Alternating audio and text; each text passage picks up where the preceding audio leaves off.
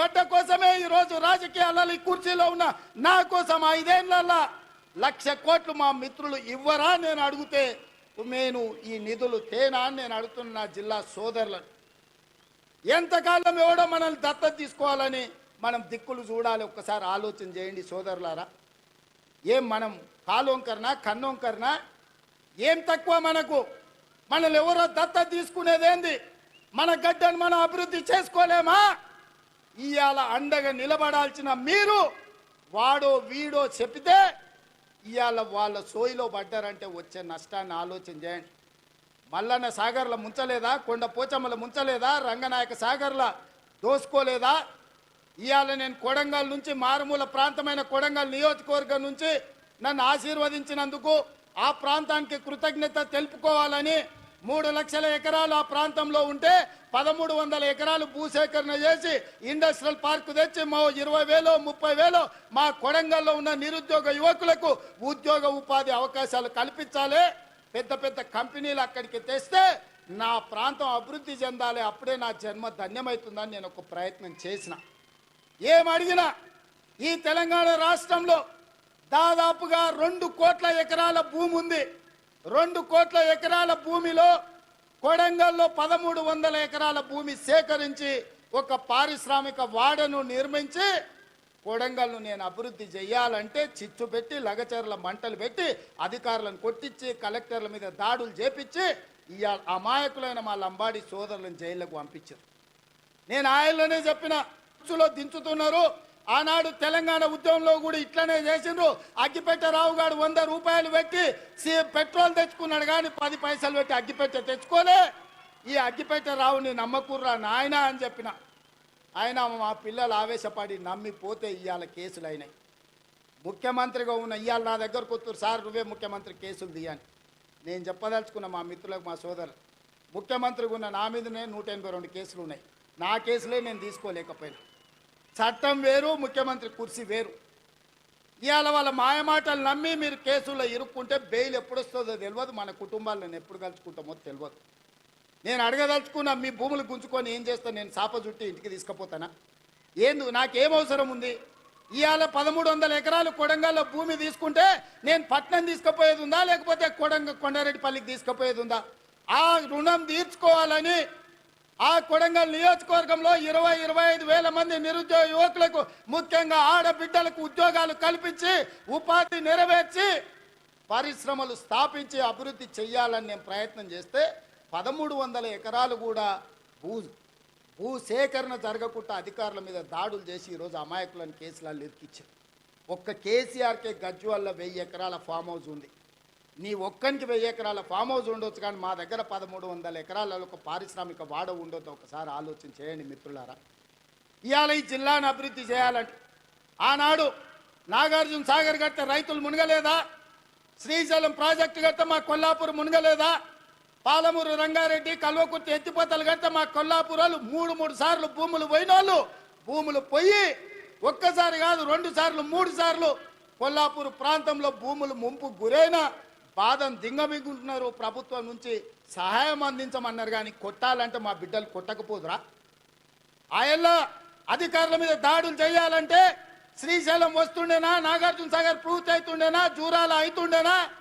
ఏటిగడ్డ పౌరుషం, నడిగడ్డ పౌరుషం మీకు తెలియదా? ఒకవేళ అడ్డుకోవాలంటే నడిగడ్డ మీద ఎవడైనా భూ సేకరణ చేస్తుండేనా? కానీ అభివృద్ధి జరగాలంటే ఏదో ఒక రైతు కొంత నష్టపోవాలి. భూమి అనేది మన ఆత్మగౌరవం. భూమి అనేది మన అమ్మ లాంటిది. అమ్మతో మనకు ఎంత అనుబంధం ఉంటుందో మన భూమితో అంతే అనుబంధం ఉంటుంది. నాకు తెలియంది కాదు, కానీ అభివృద్ధి జరగాలంటే ఆ భూసేకరణ జరగాలి. అందుకే వాళ్లకు కావలసినంత నష్ట పరిహారం ఇవ్వడం ద్వారా భూమిని సేకరించి పరిశ్రమలు పెట్టాలని నేను ప్రయత్నం చేస్తుంటే కేసీఆర్, కేటీఆర్, హరీష్ అడ్డుకుంటున్నారు. నేను అడుగుతున్నా, మీరు ఆలోచన చెయ్యండి అని. ఇవాళ వాళ్ళు అడ్డుకుంటారు, పోతారు. వాళ్ళకి ఫామ్ హౌజులు ఉన్నాయి. ఒక ఆయనకు జన్వాడలు ఉంది, ఒక ఆయనకు గజ్వేల్ ఉంది. వాళ్ళు సంతోషంగా ఉంటారు. మళ్ళీ ఈ జిల్లాకి ఎప్పుడైనా పరిశ్రమలు వస్తాయా? మన పిల్లలకు ఉద్యోగాలు వస్తాయా? ఇవాళ మీరు అండగా నిలబడితే 10 రూపాయలు ఎక్కువైనా ఇచ్చే శక్తి నా దగ్గర ఉంది. నేను సంతకం పెడితే 10 లక్షలు కాదు, ఎకరాకి 20 లక్షలు ఇచ్చే శక్తి నా దగ్గర ఉంది. తీసుకోండి, 20 లక్షలు తీసుకోండి. మీకు ఇచ్చే బాధ్యత నాది, ఇంటికి పైసలు తెచ్చి ఇచ్చే బాధ్యత మాది, నీ ఇంట్లో ఉన్న చదువుకున్న వాళ్ళకు చదువు రానోళ్ళకు ఉద్యోగాలు ఇచ్చే బాధ్యత నాది. అభివృద్ధిని అడ్డుకోకండి, మా మాటలు వినకండి, వాళ్ళ ఉచ్చులో పడకండి. వాళ్ళ ఉచ్చులో పడితే జైల్లోకి వెళ్తే మన కుటుంబాలు ఆగమవుతాయి. ఇవాళ 10 రూపాయలు ఎక్కువ తీసుకోండి, పక్కకు పోయి భూమి కొనుక్కోండి, పిల్లలకు ఉద్యోగాలు తీసుకోండి, మీ కుటుంబాలు బాగుపడండి. ఇంట్లో ఒక్కరికి ఉద్యోగం వస్తే ఒక తరమే మారుతుంది, ఒక తరం తలరాతనే బాగుపడుతుంది. తలరాతను మార్చే అవకాశాలను వదులుకోకండి. ఇవాళ ఈ జిల్లా మీద పగబట్టి ఈ జిల్లాను అభివృద్ధిని అడ్డుకోవాలని సాగునీటి ప్రాజెక్టుల కాళ్ళ కట్టబెడుతున్నారు. పరిశ్రమలు దేవాలంటే భూసేకరణ జరగకుండా అడ్డుపడుతున్నారు. ఇవన్నీ కూడా ఈ జిల్లా గమనించాల్సిన అవసరం ఉన్నది.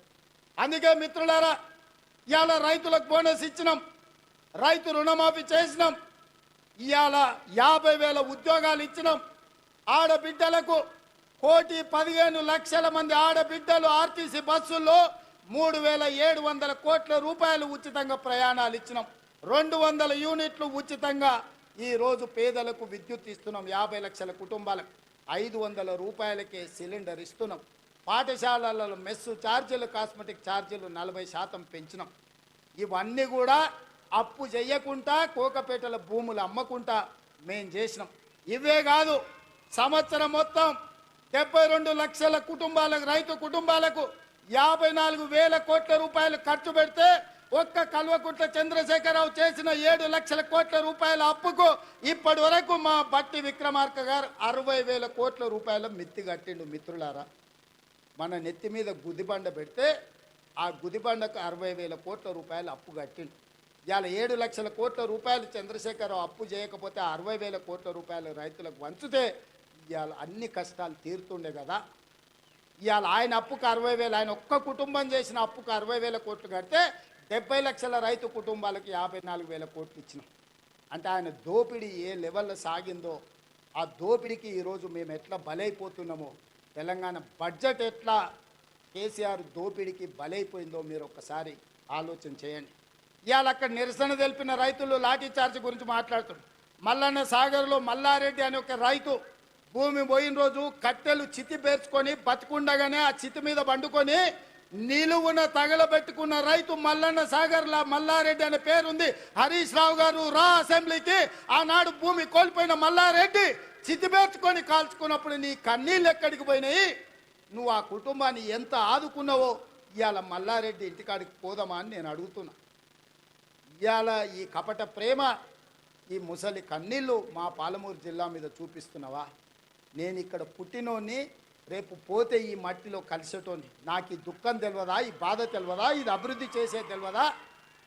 ఇవాళ ఇక్కడ ఉన్న భూమి నేను ఎవరికో పంచిపెడితే చరిత్ర నన్ను క్షమిస్తుందా? ఒకవేళ నేను ముఖ్యమంత్రి నుండి కూడా నా జిల్లాకు ఏమీ చేసుకోకపోతే, ఈ జిల్లాను అభివృద్ధి పదం వైపు నడిపించే పరిశ్రమలు తేకపోతే, ఈ జిల్లాకు నీళ్ళు ఇవ్వకపోతే, నిధులు ఇవ్వకపోతే చరిత్ర నన్ను క్షమిస్తుందా?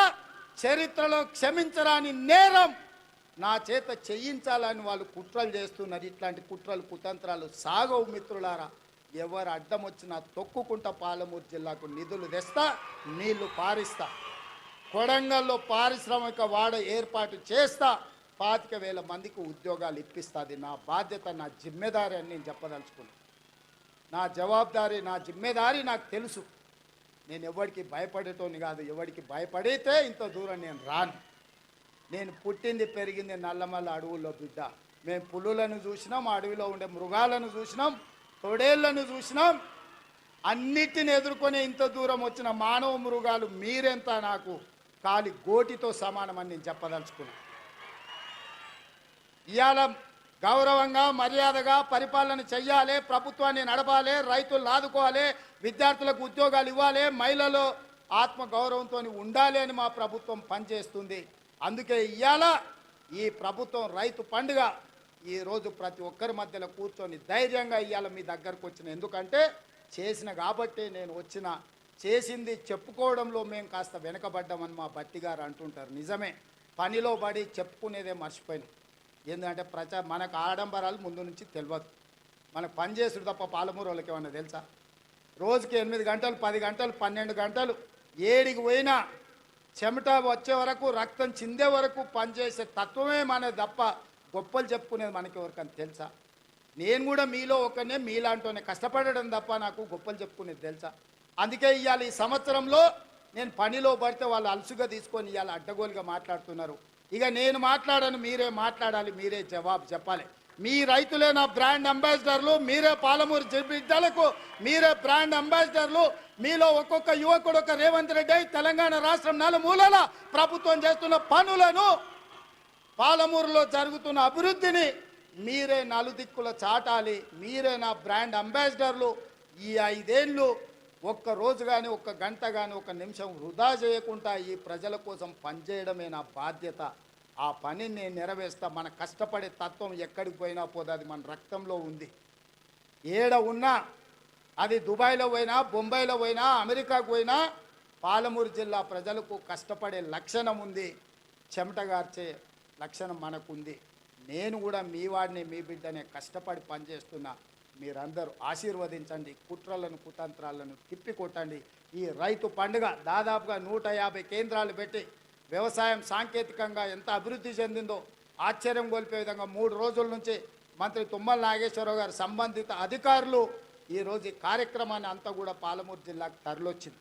ఇంతమంది ఈడికి వచ్చిండ్రు, ఇంత పెద్ద వ్యవస్థ ఈడికి వచ్చిందంటే మీరు ఆశీర్వదించకపోతే వస్తుండేనా? కేసీఆర్ ఉన్నప్పుడు ఎప్పుడన్నా వచ్చినాయా మనకి ఇట్లాంటి అవకాశాలు? ఎప్పుడన్నా వచ్చినాయా? ముఖ్యమంత్రిని దగ్గరికి వెళ్ళి మనం చూసినామా? అన్నా అని ఎప్పుడన్నా పిలిచిర్రా? ఎప్పుడన్నా రేవంత్ అన్న ఎట్లున్నామని అడిగే అవకాశం చంద్రశేఖరరావు ఇచ్చిండా? ఆయన ఎక్కడుండేనో ఎట్లుండేనో మనకు తెలియదు. ఇవాళ మనం ఉన్నాం కాబట్టే ఇవాళ మనం కలుసుకోగలిగినాం, ఈ పండుగ చేసుకోగలిగినాం. ఈ పండుగ వాతావరణం ఇది 10 కాలాల పాటు ఉండాలి. పాలమూరు పండాలి పసిడి పంటలతో. 20 లక్షల ఎకరాలు కనీసం జితేందర్ రెడ్డి గారు చెప్తున్నారు, కరెక్ట్ 2 ఏళ్ళు కష్టపడితే 20 లక్షల ఎకరాలకు నీళ్ళు ఇవ్వచ్చు అని. వారి మాటతో నేను ఏకీభవిస్తున్నా, నా బాధ్యత అది.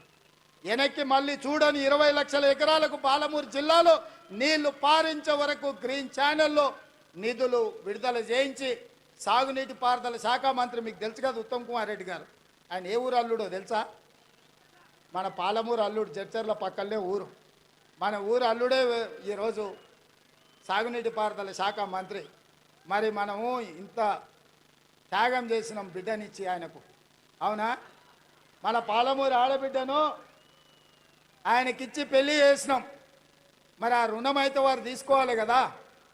ఇక మల్లు గారి గురించి నేను చెప్పాల్సిన పర్లేదు. మల్లు అనంతరాములు గారి నుంచి మల్లు అని అంటేనే పాలమూరు అనేది తెలుసు. ఎందుకంటే మల్లు అనంతరాములు గారికి ఈ ప్రాంతంతో ఉన్న అనుబంధం. మల్లు రవి గారు ఇక్కడ ఎంపీగా ఉన్నారు, మరి వారే ఆర్థిక మంత్రి. మీ పెద్దన్న జాతీయ నాయకుడైనా, మీ రెండో అన్న పార్లమెంటు సభ్యుడైనా వీళ్ళు గుండెల్లో పెట్టి చూసుకున్నారు. మల్లు బట్టి విక్రమార్క గారు, మీరు సంతకం పెట్టేటప్పుడు జర ధైర్యంగా 2 సంతకాలు ఎక్స్ట్రా పెట్టుర్రు. మీరు తెల్ల పేపర్ మీద సంతకం పెట్టినా మా వాళ్ళు ఏం తప్పు రాసుకోరు. 100 అవసరం ఉంటే 50 రాసుకుంటారు. మా వాళ్ళు అమాయకులు, మళ్ళీ 100 బట్టడానికి ఏమైనా కష్టమవుతుందేమో అని. మీరు తెల్ల కాగితం మీద మాకు సంతకం పెట్టి ఇచ్చినా మనం ఏమి తప్పు రాసుకోము.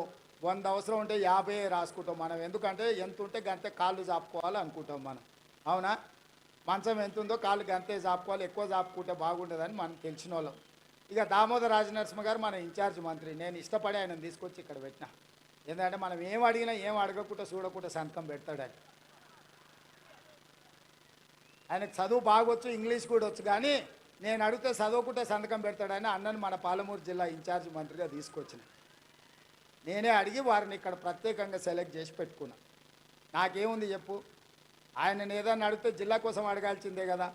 అందుకే మీరందరూ వేదిక మీద ఉన్న పెద్దలందరికీ పెద్ద ఎత్తున సప్పట్లు కొట్టి మనకు అన్నీ ఇవ్వాల్సిందిగా, వెనకాల ఉన్నోళ్ళు కూడా, ఆఖరికి ఉన్నోళ్ళు కూడా మీ సప్పట్లే వాళ్లకు మన విజ్ఞప్తి.